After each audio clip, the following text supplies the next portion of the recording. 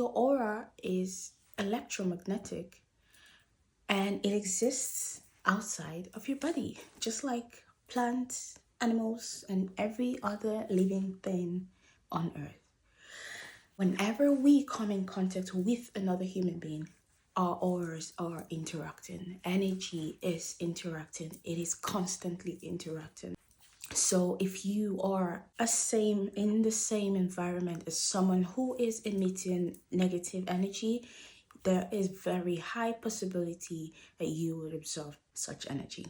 Yeah, which is why it's great to balance those energies by either preventing the absorption of that energy by using something that's going to block it, or after a long day of interacting with a lot of humans, you could cleanse that energy. But retaining such energy over a long period of time definitely has its downside, and that I think is what causes a lot of problems for human beings.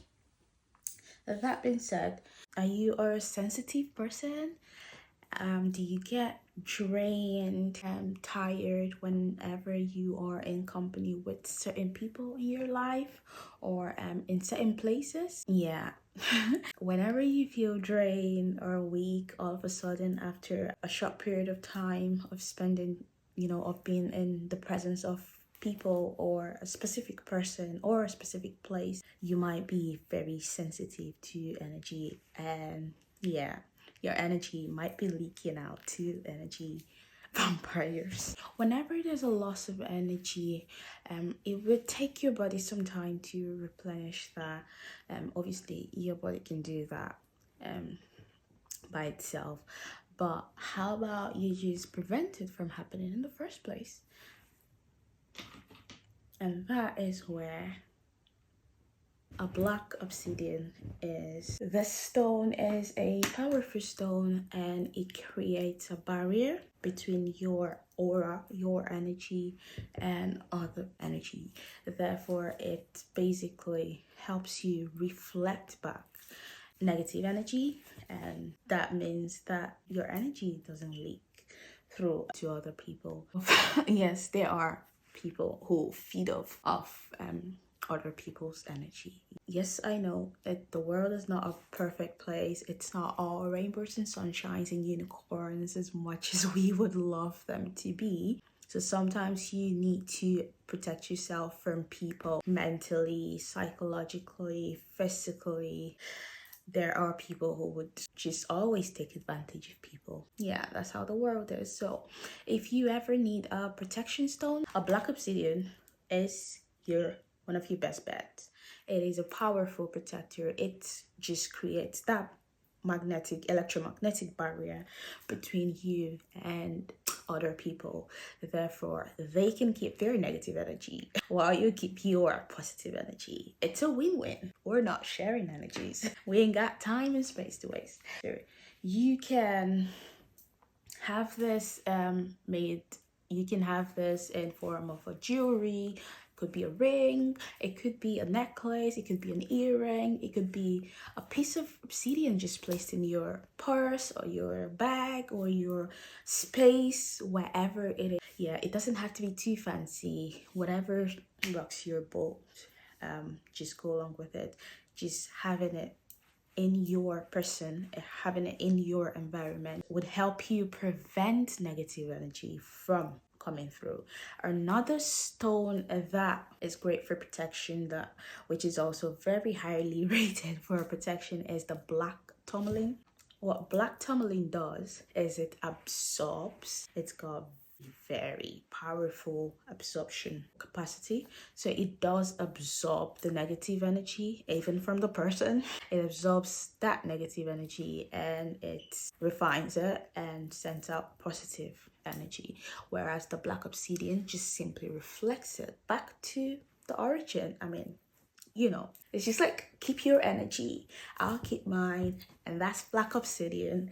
While the black tourmaline is, I'll help you cleanse it, bring it, I'll absorb it, and then I'll help you purify it. Yeah, But if you're black tourmaline, the difference is that the black tourmaline is to be cleansed very frequently, obviously because of the way it works. By absorbing, you need to always cleanse them. Later on we will talk about how to cleanse crystals, how to recharge crystals, because yeah, they need to be reach as much as you use them depends on how frequently you use them, and you would need to recharge them, cleanse them, so that they can keep working.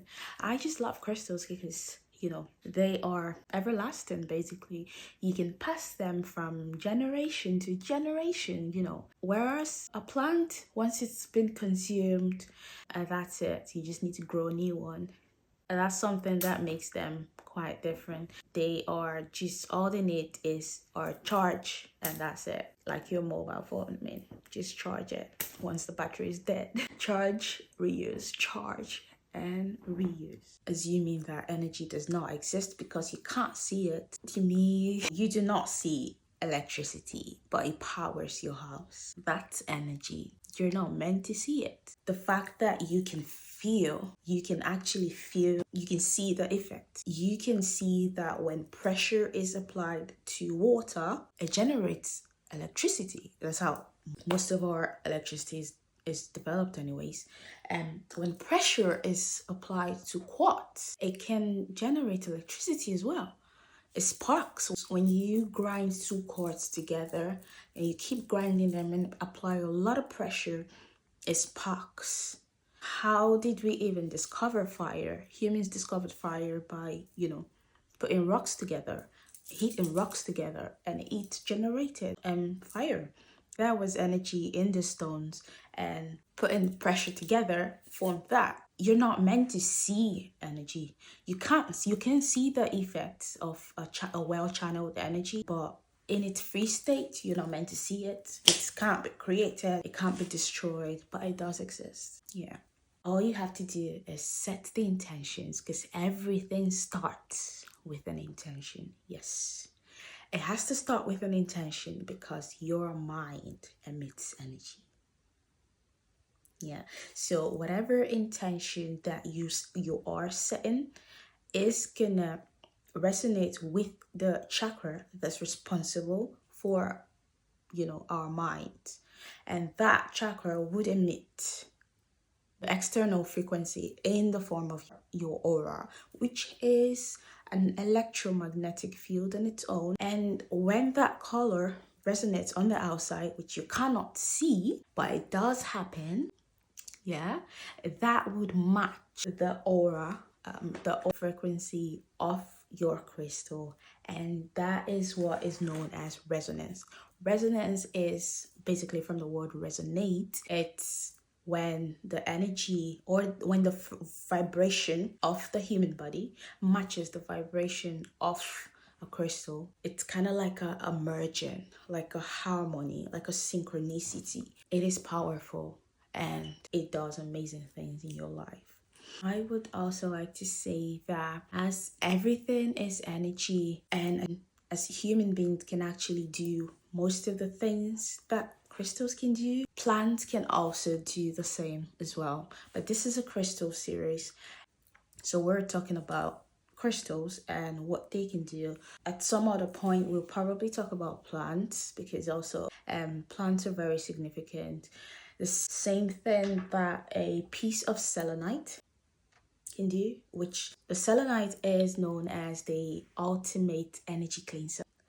Selenite is one of the few crystals that you do not have to cleanse or recharge or, any of all that. For example, what a selenite can do, there is definitely a plant that can do that as well. So for every crystal, there is a matching plant that can literally do the same thing, which is more widely accepted or widely known because they're easier to access, they're more abundant. Crystals are rare, crystals are harder to source, whereas you can just plant something beside you.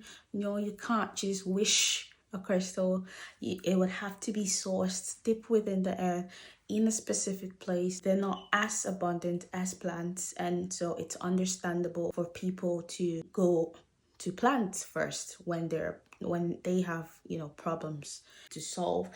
If you are looking for positive energy, there's a plant that emits that. All you need to do is put it in your space and it would emit positive energy. There are plants that once they come in contact with negative energy, they die. And in situations like that, you're advised to, you know, get rid of a plant. But plants are not just plants. They are energy. So start to look at your plants differently. Thank you for watching and see you on the next episode. Sending you love and positive energy always. Yeah. Bye bye.